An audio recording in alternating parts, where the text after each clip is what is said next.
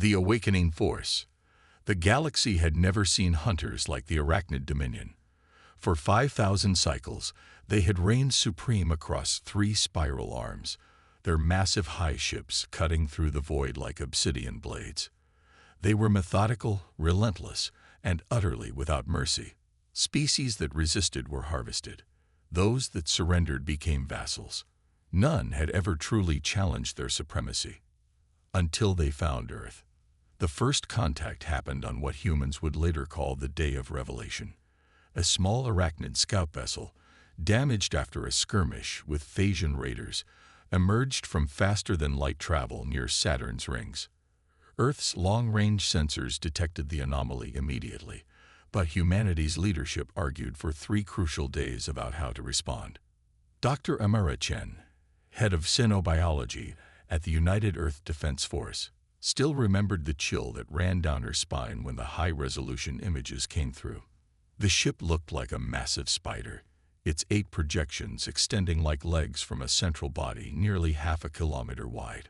Surface analysis revealed a chitinous exterior harder than any alloy humanity had yet developed.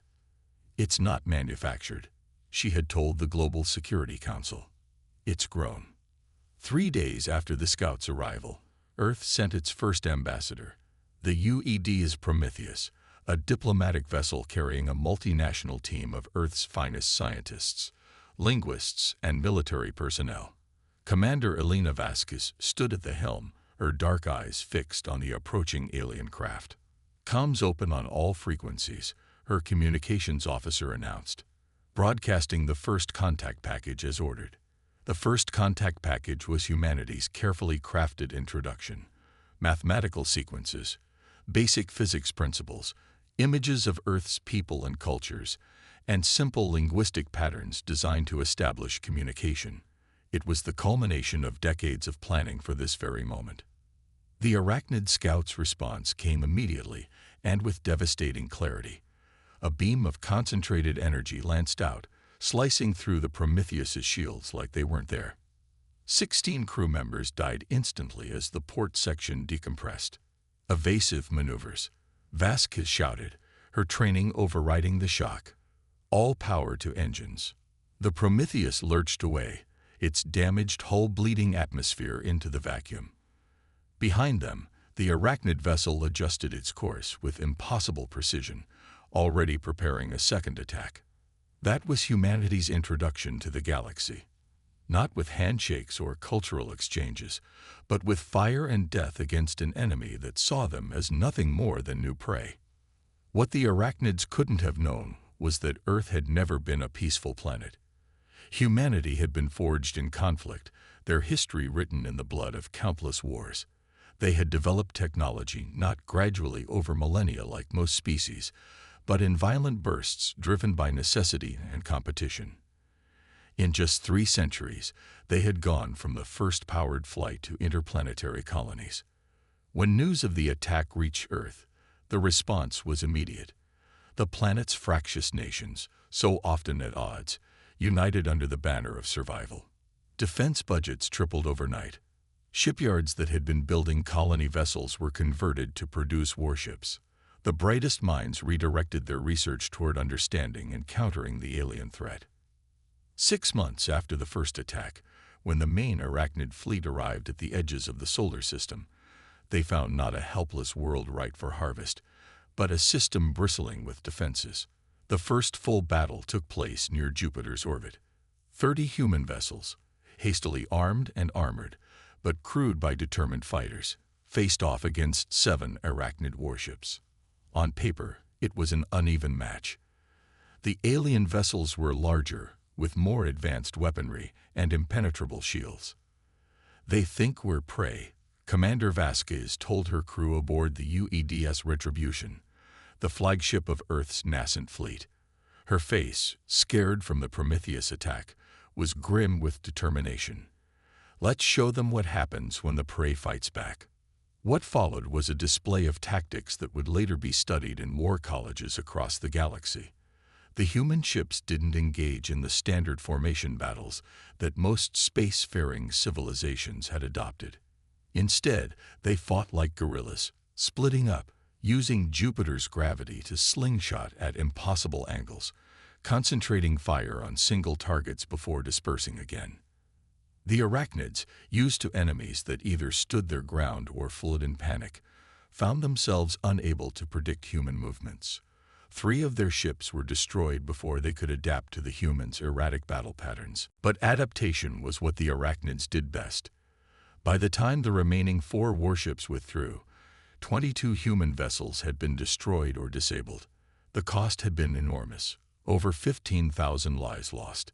Yet in the debris field near Jupiter's Great Red Spot, something unprecedented had occurred. The arachnid dominion had been forced to retreat. Word of the battle spread quickly through subspace communications. The Phasians, long vassals of the arachnid dominion, watched with interest. The Cygnus Collective, neutral observers for millennia, began detailed analysis of the conflict. Even the enigmatic elders, who rarely involved themselves in galactic affairs, turned their attention toward the small blue planet in an unremarkable spiral arm. In the aftermath, as Earth's shipyards worked around the clock to replace their losses, Dr. Chen made a discovery that would change everything. Analyzing tissue samples from the destroyed arachnid vessels, she found that their neural pathways were linked to a central hive mind, a collective consciousness that directed their every move. "It's why they're so coordinated," she explained to the Security Council. "But it's also a weakness. A hive mind doesn't innovate well.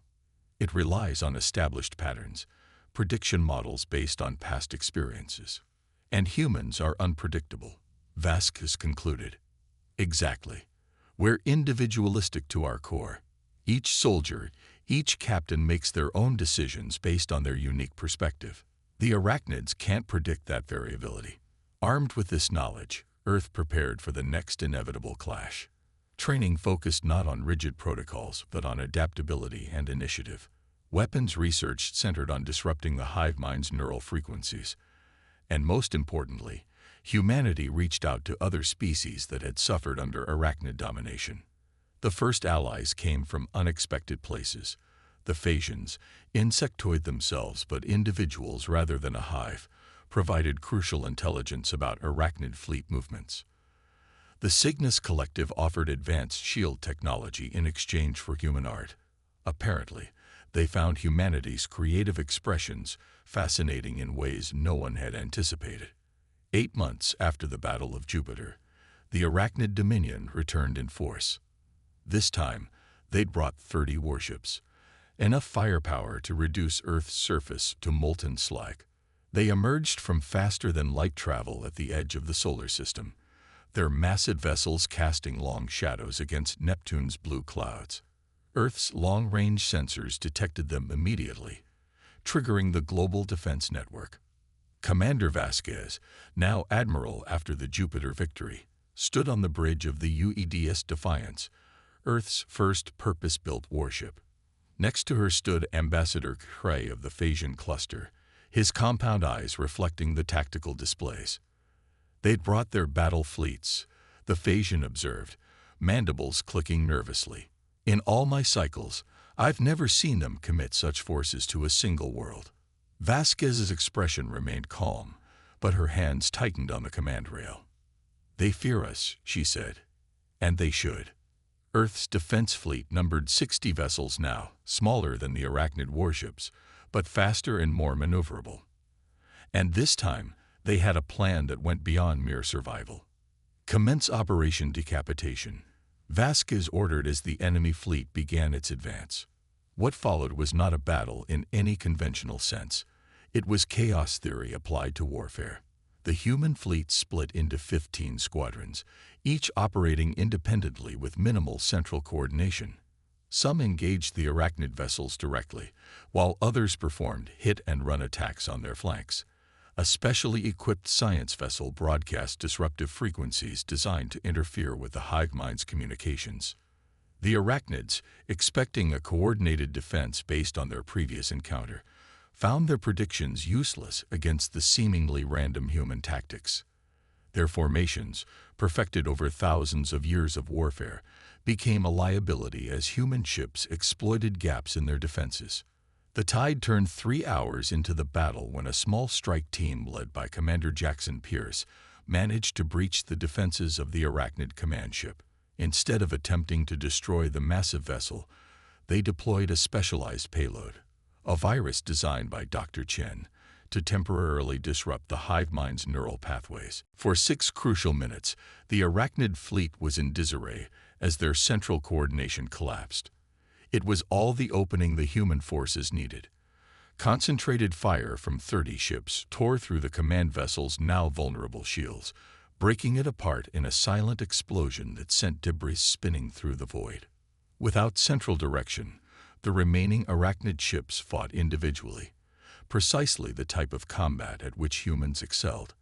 By the time the secondary command structure reasserted control, 11 more Arachnid vessels had been destroyed or disabled. The retreat signal, when it came, sent shockwaves through the galaxy's observing powers.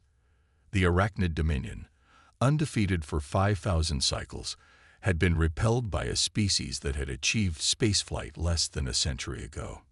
In the debris field where Neptune's serene blue had witnessed the clash of civilizations, Admiral Vasquez watched the enemy fleet disappear into faster-than-light jumps. Earth had survived, but she knew this was just the beginning. "They'll be back," she told her bridge crew, her voice steady despite the exhaustion etched on her face. "And next time, they'll bring everything they have." Ambassador K-Trey's antennae quivered in what humans had learned was an expression of amazement. "In all my cycles," he said, "I never thought I would see the day when the hunters retreated in fear." Vasquez turned to look at the tactical display, where the retreating signatures of the Arachnid fleet were fading into the darkness of space. "They're not retreating in fear, Ambassador," she corrected. "They're retreating to regroup. The real battle is yet to come."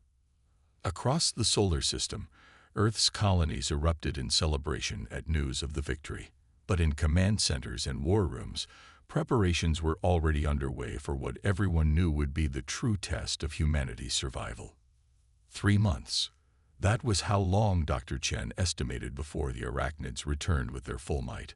3 months to prepare for a storm that had consumed countless civilizations before them. As the Defiance set course for Earth, Vasquez found herself thinking not of the victory they had just achieved, but of the old human saying that had never seemed more appropriate: "We have not yet begun to fight." The hunter becomes the hunted. The prediction was wrong. The Arachnids didn't wait 3 months to return. They came back in force after just 6 weeks, emerging from faster-than-light travel not near Earth as expected, but at humanity's most vulnerable point, the fledgling colony on Mars. Mars Colony 1, home to nearly 1 million civilians, had minimal defenses compared to Earth. Its importance was primarily symbolic. Humanity's first permanent foothold on another planet, the cornerstone of their expansion into the solar system. The attack was swift and ruthless. 12 Arachnid warships descended on the Red Planet, their weapons turning the carefully constructed habitation domes to ash. Emergency transmissions flooded Earth's communication networks, desperate pleas cut short as connection after connection went silent. By the time Admiral Vasquez's fleet arrived, Mars Colony 1 was gone. Where humanity's greatest off-world achievement had stood, only smoking craters remained. Nearly 1 million lives snuffed out in what was clearly a message: no place was safe. "They want us to feel helpless," Vasquez told the grim-faced Security Council during the emergency session that followed. "To give in to fear and despair." Global Security Director Huang, his face ashen with grief and rage, slammed his fist on the conference table. "And how do you propose we respond, Admiral? They can strike anywhere, anytime. We don't have enough ships to protect every colony, every outpost." "We don't defend," Vasquez replied, her voice steel. "We attack." The plan she outlined was audacious to the point of insanity. Human intelligence, supplemented by Phasian scouts, had located what appeared to be a major Arachnid staging area in a nearby star system. Rather than wait for the next attack, Vasquez proposed taking the fight directly to the enemy. "The Arachnids have never been challenged in their own territory," she explained. Their homeworlds and bases are defended primarily against slave rebellions, not coordinated military assaults. They don't expect us to have the capability or the courage to strike at them directly. The debate raged for hours, but in the end, the decision was clear. Humanity could not win a defensive war against an enemy with superior numbers and technology. Their only hope lay in seizing the initiative. Operation Swarm Crusher launched 3 days later. 45 human warships, accompanied by a small contingent of Phasian and Cygnus vessels, jumped into the Proxima Centauri system, where the Arachnid staging area was located. What they found there exceeded even their worst expectations. A massive Arachnid fleet, over 70 warships, and what appeared to be a mobile hive station nearly 4 kilometers in diameter, was gathered around the system's third planet. They were clearly preparing for a full-scale invasion of the Sol system.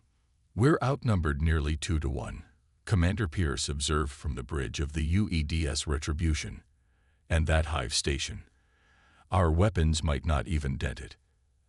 Admiral Vasquez studied the tactical display, her expression unreadable. "We didn't come here to win through firepower," she reminded him. "Deploy the Trojan packages." The Trojan packages were perhaps the most controversial aspect of Operation Swarm Crusher. Developed by Dr. Chen based on her research into the arachnid hive mind, they were essentially artificial neural nodes designed to infiltrate and disrupt the collective consciousness that coordinated the enemy fleet. 20 specialized drones, each carrying one of these packages, detached from the human vessels and accelerated toward the arachnid formation, their stealth systems making them nearly invisible against the backdrop of space. The arachnid response, when it came, was predictable. Having learned from their previous encounters with human tactics, they formed a defensive perimeter around the hive station, their weapons tracking the approaching human fleet. "They're expecting us to try something unconventional," Vasquez noted with grim satisfaction. "So let's give them exactly what they're expecting." The human fleet split into 3 battle groups, executing a complex series of maneuvers designed to draw the arachnid defenders out of position. It was a tactic the enemy had seen before, and they responded exactly as anticipated, by maintaining their defensive posture while dispatching a portion of their fleet to engage the perceived threat. What they didn't realize was that the flashy maneuvers were merely a distraction. The real attack came from the Trojan drones, which had used the chaos of the initial engagement to slip through the defensive perimeter and attach themselves to the hull of the hive station. Once in position, the drones activated their packages, sending carefully calibrated signals through the station's neural pathways. These weren't designed to shut down the hive mind as in previous battles. That was a trick the arachnids had likely developed countermeasures against.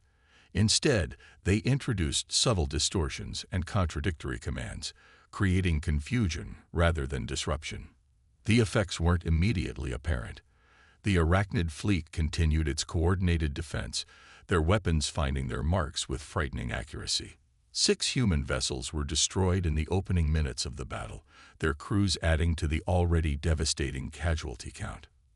But gradually, almost imperceptibly at first, the arachnid formations began to show signs of disarray. Ships moved out of position, response times slowed, and in some cases, friendly fire incidents erupted as targeting systems received conflicting information. "It's working," Dr. Chen reported from her station on the Defiance, monitoring the telemetry from the Trojan packages. "The neural interference is cascading through their command structure." Vasquez nodded, though her eyes never left the tactical display where red icons representing arachnid vessels were beginning to move in increasingly erratic patterns. "All ships, execute Phase 2, she ordered. Phase 2 was where humanity's unique approach to warfare truly shone. Rather than a coordinated fleet action with ships moving in lockstep, each vessel captain was given a specific target and the freedom to engage it however they saw fit. The result was a battle unlike anything the galaxy had ever witnessed.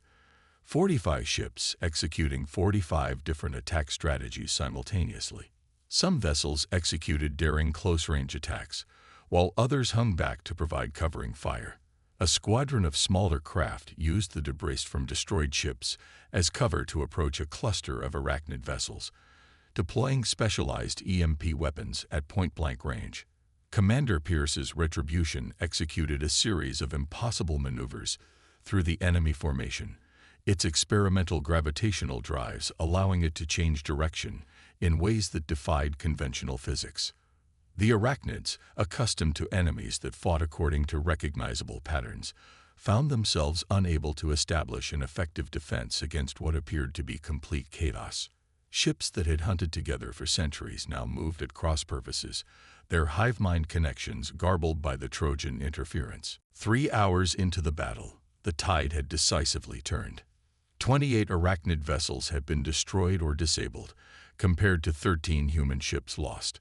The remaining enemy forces had fallen back to defensive positions around the hive station, but even this coordinated retreat showed signs of the confusion spreading through their ranks. "We've got them on the defensive," Commander Pierce reported, his voice tight with the strain of battle but underlaid with fierce satisfaction. "Should we press the advantage?" Admiral Vasquez studied the tactical situation. The human fleet had taken heavy losses, but they had achieved their primary objective, disrupting the arachnid invasion force. Continuing the attack would likely result in even more casualties, and there was no guarantee they could destroy the hive station with their remaining firepower. Her decision was made easier when long-range sensors detected new signatures entering the system. Arachnid reinforcements, at least 20 ships strong. "All vessels, prepare for withdrawal," she ordered. "We've bloodied their nose. Now let's make sure we're around to finish the fight another day." The human fleet disengaged in stages, covering each other's retreat with the same unorthodox tactics that had proven so effective in the battle. Behind them, they left a devastated arachnid force, one that would take considerable time to reorganize and repair before it posed a threat to Earth again. As the fleet jumped to faster-than-light travel, leaving the Proxima Centauri system behind, a strange message propagated through subspace communications across the galaxy. Its origin was unclear, perhaps from one of the observing powers, or even from within the arachnid dominion itself. "The hunters have become the hunted." The aftermath of Operation Swarm Crusher reverberated through galactic society in ways no one could have predicted. Species that had lived under arachnid domination for generations began to resist more openly, emboldened by humanity's example. The Phasians, once reluctant allies, now offered full military cooperation, their shipyards producing vessels specifically designed to complement human tactics. Even the enigmatic elders broke their long silence, sending representatives to Earth with ancient technologies that they claimed would help maintain the balance. Their motivations remained mysterious, but their assistance proved invaluable in the months that followed. For the arachnid dominion, the battle at Proxima Centauri represented something they had not experienced in thousands of years. Existential threat. Their response was to elevate the conflict to a new level, dispatching not just military forces, but specialized hunter-killer groups. Elite units led by brood commanders with partial autonomy from the hive mind, specifically evolved to counter humanity's unpredictable warfare. The war that followed was brutal and far-ranging, with battles erupting across multiple star systems as humanity, backed by a growing coalition of former arachnid victims, took the fight to the enemy. Casualties mounted on both sides. Worlds were scared by weapons of unimaginable power, and more than once, the outcome hung in the balance. The decisive confrontation came 18 months after Mars, at the Battle of Wolf 359. The arachnid dominion, having gathered its remaining strength, launched what they believed would be the final assault against humanity's heartland. Leading the attack was Queen Commander Xathrak herself, the closest thing the hive mind had to an individual leader, her massive flagship dwarfing even the hive stations that had struck fear into countless civilizations. Against this overwhelming force stood the combined fleet of Earth and its allies, a patchwork armada of vessels from a dozen different species, unified by the common cause of ending arachnid tyranny once and for all. The battle that followed would later be described by Cygnus historians as the perfect storm of warfare, a convergence of tactics, technology, courage, and desperation that resulted in what should have been impossible: total victory. Admiral Vasquez, commanding from the newly commissioned UEDS Humanity's Hope, coordinated the Allied response with the same principles that had served them throughout the war: decentralized command, unpredictable maneuvers, and exploiting the hive mind's inherent limitations. But the true turning point came when a small strike team led by Commander Pierce and Dr. Chen managed to board Queen Commander Xothrak's flagship during the height of the battle. Their mission was not to destroy the ship or even to kill the Queen Commander, but something far more audacious: to introduce a modified version of the Trojan package directly into the primary node of the hive mind. The cost was enormous. Pierce and half his team died securing the path to the neural core, and Dr. Chen suffered injuries that would leave her paralyzed from the waist down. But they succeeded in their mission, uploading a program that didn't destroy the hive mind, but fundamentally altered it. When the Queen Commander's flagship ceased fire 2 hours into the battle, the initial assumption was that another temporary disruption had been achieved. But as the communication channels opened, it became clear that something unprecedented had occurred. "This is Queen Commander Xothrak of the Arachnid Dominion," came the transmission, the translation software struggling to keep up with the alien syntax. I request cessation of hostilities. The hunt ends today." What Dr. Chen had accomplished was nothing short of revolutionary. Her modified Trojan package had introduced the concept of individuality into the hive mind, the capacity for unique perspectives and independent thought that had been humanity's greatest strength throughout the conflict. The Arachnid Dominion didn't surrender in the conventional sense. Rather, it transformed, splintering into multiple autonomous collectives as individual nodes of the hive mind began to assert their unique identities. Some remained hostile, retreating to distant regions of space to preserve their traditional way of life. Others, led by Xothrak's faction, sought to engage with the galactic community as equals rather than conquerors. In the years that followed, humanity found itself in a position no one could have imagined when the first Arachnid scout appeared near Saturn. At the forefront of a new galactic order, Earth became a hub of interspecies cooperation, its academies teaching combat tactics to species that had been fighting in space since before humans discovered fire. Admiral Vasquez offered the position of Supreme Commander of the newly formed Galactic Defense Coalition, instead chose to return to Earth and establish the first interspecies military academy, dedicated to ensuring that no single power could ever again threaten galactic peace. Dr. Chen, working from a specially designed laboratory that accommodated her injuries, continued her research into collective consciousness, developing technologies that allowed for enhanced cooperation without sacrificing individuality, innovations that would transform everything from space travel to medical care. And throughout the galaxy, a new phrase entered the lexicon of countless species, a shorthand for the unexpected, for the seemingly impossible accomplished through sheer determination and adaptability. Doing it the human way. The galaxy's most feared hunters had indeed fallen silent, not through destruction, but through transformation. And humanity, once dismissed as primitive newcomers to the cosmic stage, had proven that sometimes the most dangerous predator is the one that refuses to accept its place in the food chain. In the observation deck of the Humanity's Hope, now converted to a diplomatic vessel, Admiral Vasquez stood beside the wheelchair-bound Dr. Chen, watching Earth grow larger in the view screen as they returned from another successful negotiation with a former Arachnid world. "Do you ever wonder," Chen asked quietly, "what would have happened if they hadn't attacked that first ship? If they'd just left us alone to develop at our own pace?" Vasquez was silent for a long moment, considering the question. "They couldn't have left us alone," she finally answered. "It's not in their nature, or at least, it wasn't then. They were hunters. They saw us as prey. And now they know better." Vasquez smiled, a rare expression on her battle-scarred face. "Now the whole galaxy knows better. As Earth's blue-white sphere filled the view screen, both women reflected on how far humanity had come and how far they still had to go. The war was over, but the journey was just beginning.